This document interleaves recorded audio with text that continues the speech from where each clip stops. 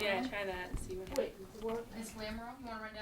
One of the biggest things I like about multi-age is that when kids are in a multi-age, they automatically assume it's okay not to be in the same place as everybody else, versus in a single-age class, you have all 7th graders, and so they feel some pressure amongst their peers that I should be just like so-and-so because I'm the same age, we're in the same class.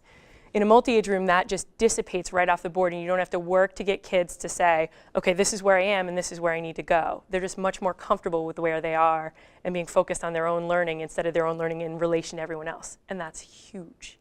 I think it's really fun because, like, I have a lot of friends that are in 8th grade, and I can be in the same class with them, and it's cool because I get to meet, like, 6th graders, and I get to, like, know 6th graders better because I'm on their team and, like, have class with them. I found it really comfortable. I found the kids to form more of a community, that there wasn't so much clustering going on, that they were really together as a group, and it just changed the dynamics of the classroom. And it makes a huge difference in the climate of the school because kids know each other as individuals instead of as a big scary 8th grader or a little silly 6th grader. And so that just happens less. Some people didn't want to do it because, like, they thought that the older kids were going to be, like, mean and stuff. But it's really fun being, like, with all grades, and it's just a lot of fun. Well, actually, the way we teach makes it easier to meet kids' needs. And I'll come back to that in a minute because the first thing I want to address is a real potential misunderstanding about multi-age. My class, which is a multi-age class, is no more diverse than any single-age class I've ever taught. And that's because if you look at a standard 7th grade class right now, I'll have kids that can read at a 2nd grade level or lower, and kids that can read college material with a little bit of support. So the diversity is so huge in public education right now. Throwing in a couple more grade levels just gives me a few more kids at each level, but it doesn't expand that level at all. So I don't have to meet more needs than a single grade teacher might. But because the kids help design the curriculum and we don't have a textbook that says do this and then answer these questions, I can then say, okay, this is what they want to learn.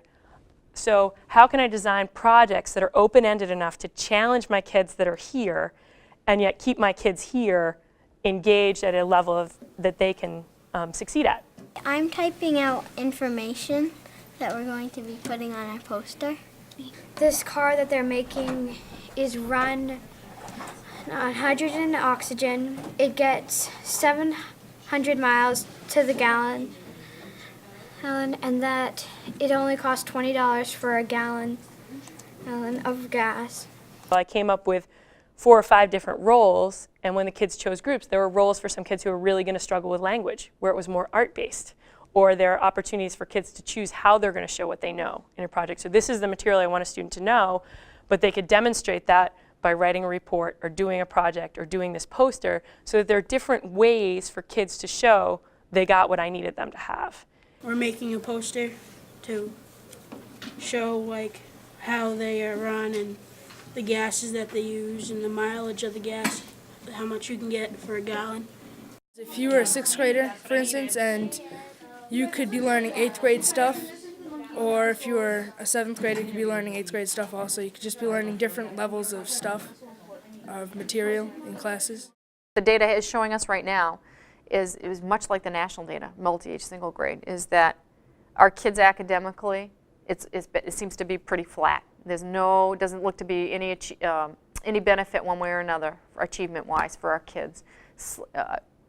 Slightly better for the kids in terms of their 9th grade grades, from actual grades from the high school, for multi-age. Slightly better for the MEA scores for single grade last spring. So, and not statistically significant, I think, in either direction for either of those groups.